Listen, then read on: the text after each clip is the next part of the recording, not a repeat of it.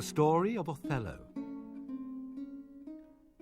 Brabantio, a rich senator of Venice, had a fair daughter, the gentle Desdemona, and she was sought by divers suitors, both on account of her many virtuous qualities and for her rich expectations. But she had chosen for herself a black man, Othello, who was a soldier and a brave one, and by his conduct in bloody wars against the Turks had risen to the rank of general in the Venetian service, and although a foreigner and a Moor, was esteemed and trusted by the state. He had been a traveller, and Desdemona loved to hear him tell the story of his adventures, which he would recount to her from his earliest recollection, the battles, sieges, and encounters which he had passed through, the perils he had been exposed to by land and by water, and his hairbreadth escapes. These travellers' stories so enchanted Desdemona that she wished that heaven had made her such a man, and then she thanked him and told him if he had a friend who loved her, he had only to teach him how to tell his story, and that would woo her and win her heart. Othello took the hint, which was delivered with bewitching prettiness, and he spoke more openly of his love, and in this golden opportunity gained the consent of the generous Lady Desdemona privately to marry him.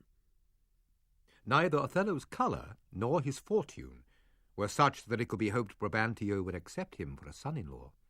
For although he had left his daughter free to choose a husband, he did expect that as a noble Venetian lady she would choose a fellow Venetian, and a man of senatorial rank. Othello and Desdemona's marriage, which, though privately carried out, eventually came to the ears of Brabantio, who appeared in a solemn council of the Senate as an accuser of the Moor Othello, who he claimed by spells and witchcraft had seduced the affections of his daughter to marry him, without the consent of her father. At this juncture, it happened that the state of Venice had immediate need of the services of Othello, news having arrived that the Turks had fitted out a fleet which was bending its course to the island of Cyprus, with intent to regain that strong post from the Venetians. In this emergency, the state turned its eyes upon Othello, who alone seemed adequate to conduct the defence of Cyprus against the Turks. But first they had to hear the charges brought by Brabantio against their general. The grave assembly gave the old man a patient hearing, but the incensed father conducted his accusations so wildly and with such intemperance that when Othello was called upon for his defence, he had only to relate the plain tale of the course of his love, which he did with artless elegance, recounting the whole story of his wooing, and delivering his speech with such noble simplicity that the Duke, who sat as chief judge, could not help confessing that a tale so told would have won his daughter too, and that Othello, in his courtship, had used no more than the honest arts of men in love. This statement was confirmed by the testimony of the Lady Desdemona herself, and the old senator, unable to maintain his plea, as an act of necessity, reluctantly bestowed his daughter upon Othello. This difficulty being overcome, Othello readily undertook the management of the wars in Cyprus, and he and his lady immediately set out for the island. No sooner had they arrived than news came that a desperate tempest had dispersed the Turkish fleet, and thus the island was secure from any immediate attack.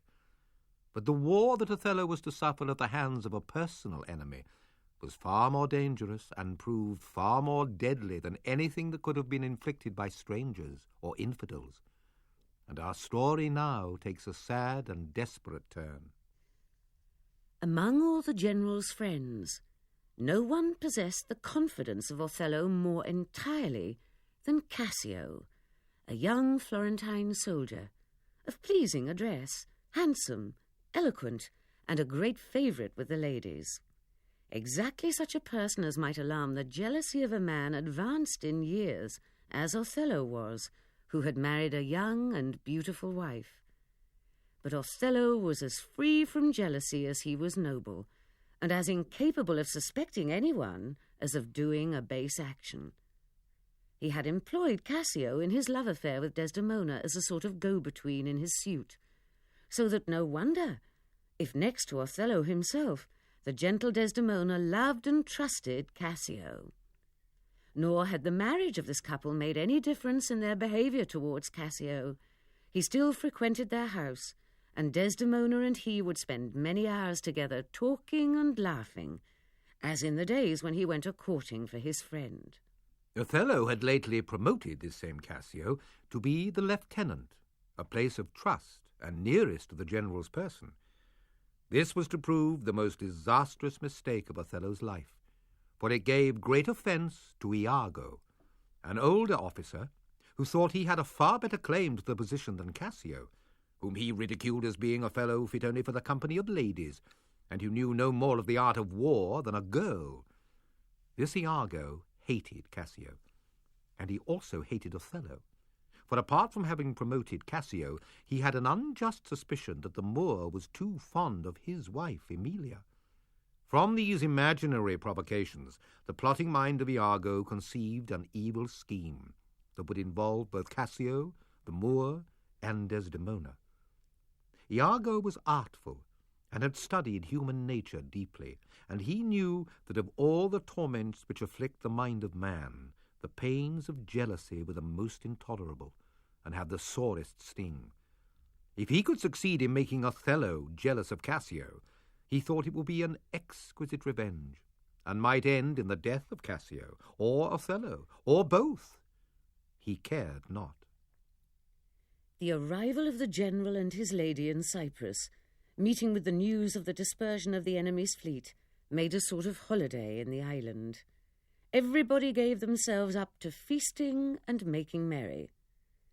Cassio had the direction of the guard that night, with a charge from Othello to keep the soldiers from excess in drinking, that no brawl might arise to fright the inhabitants or disgust them with the new landed forces. That night, Iago began his deep-laid plans of mischief. He enticed Cassio to make rather too free with the bottle, and for a time Cassio resisted, but Iago still plied him with drink and encouraging songs until he swallowed glass after glass.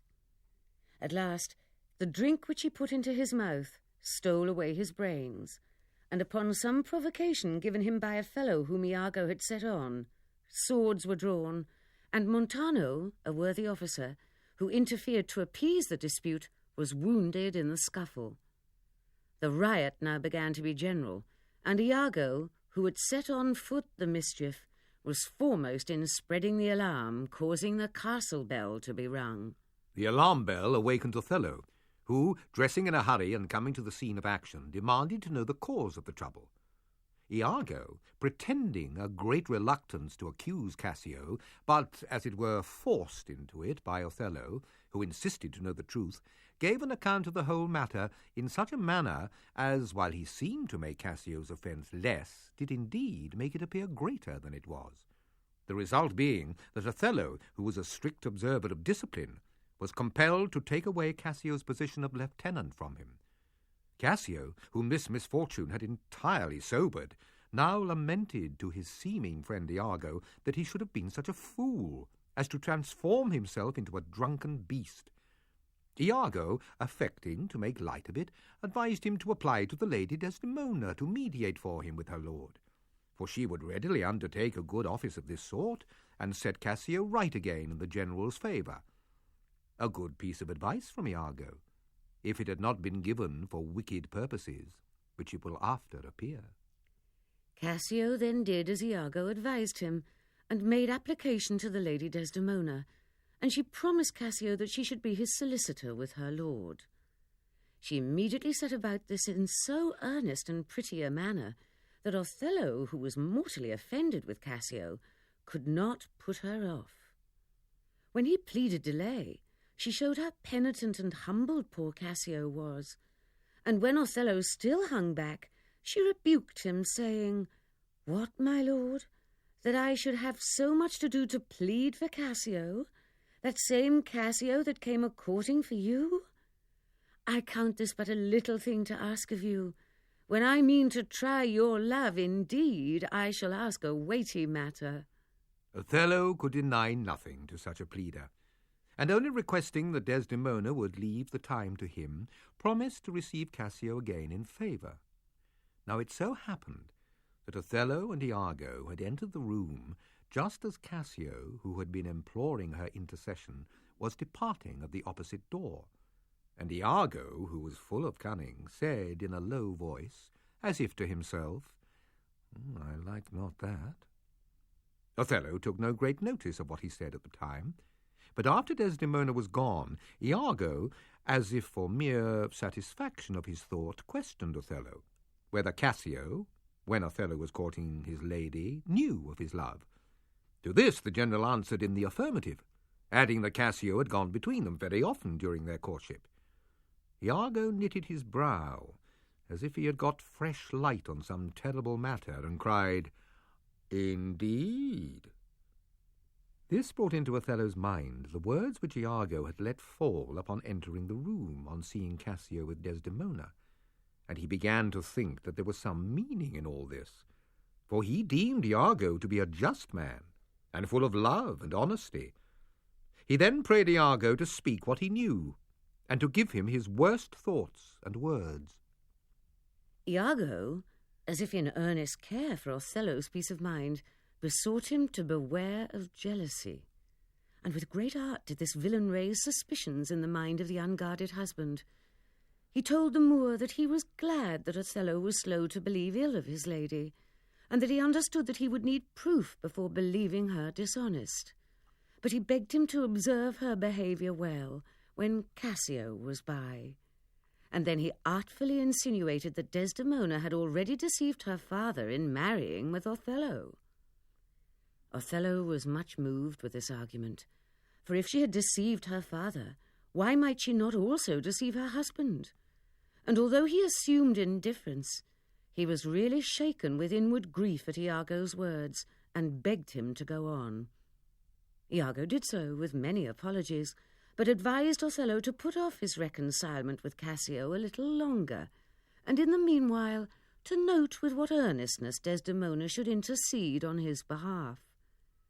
So mischievously did this artful villain lay his plots to turn the gentle qualities of this innocent lady into her destruction, and make a net for her out of her own goodness to entrap her, first setting Cassio on to entreat her mediation, and then out of that very mediation contriving stratagems for her ruin.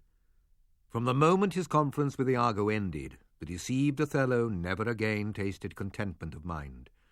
His occupation sickened him. He no longer took delight in arms.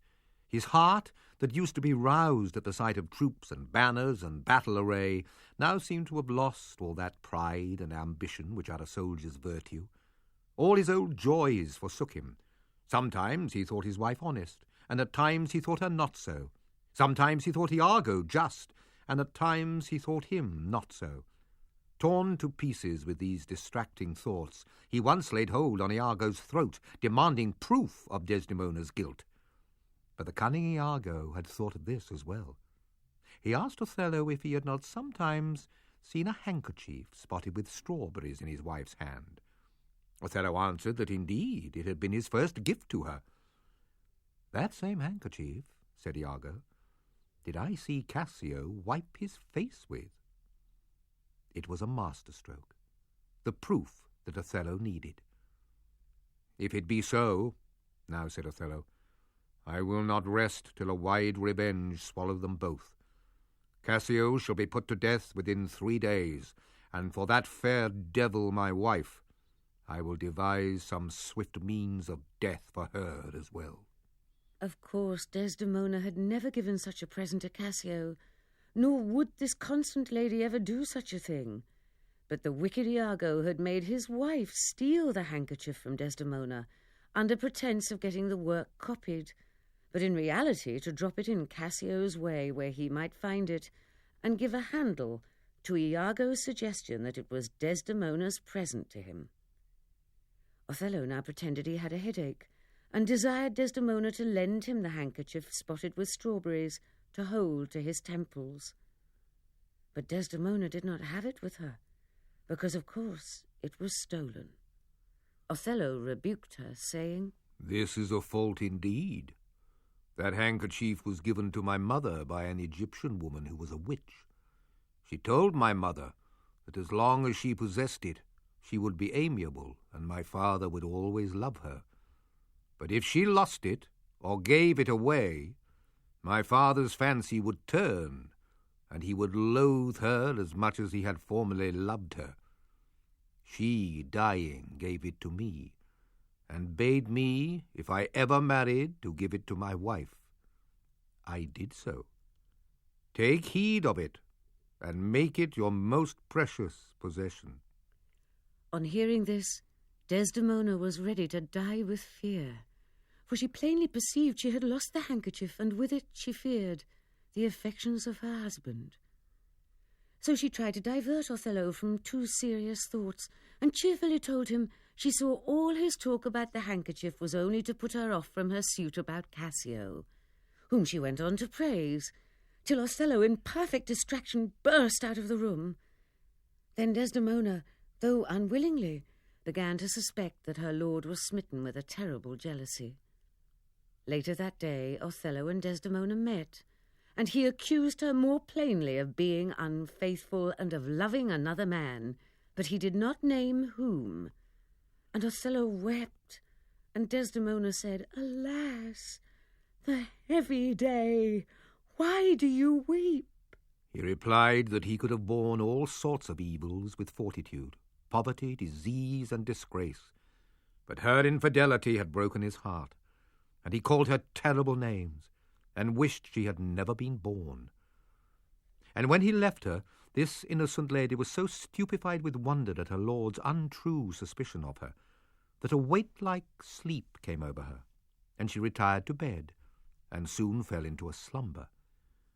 Othello entered the chamber, full of the black purpose of putting his lady to death. But when he saw her asleep, he thought he could not shed her blood, nor scar that white skin of hers, more white than alabaster.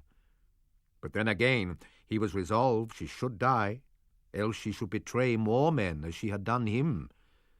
Then he kissed her for the last time, and that kiss was so sweet that he must needs kiss her again. Desdemona was awakened with his kisses, and she looked upon Othello, who bade her prepare for death and to say her prayers, for he would not kill her soul. And this innocent wife, as she lay at his mercy, begged for compassion and to know her fault. And then he named Cassio, and the handkerchief which he said she had given him. And as the guiltless lady was proceeding to clear herself of this deed, he suddenly could bear no more, but covering her head with the pillow, he stifled the breath out of her until she died. In this instant, Cassio was brought into the house, wounded and bleeding from an assassination attempt organized by Iago. But the killer, not succeeding in his attempt to murder Cassio, was himself put to death by Iago to prevent discovery. But in the assassin's pockets were found letters which made the guilt of Iago and the innocence of Cassio clear beyond all doubt. And Cassio now came to beg pardon of Othello, and to ask wherein he had offended him, that he had employed Iago to murder him. This discovery was as a thunderstroke to Othello, who now plainly saw that he was no better than a murderer himself, and that his poor innocent wife had ever been faithful to him. The extreme anguish of which discovery, making his life insupportable, he fell upon his sword, and throwing himself upon the body of his beloved,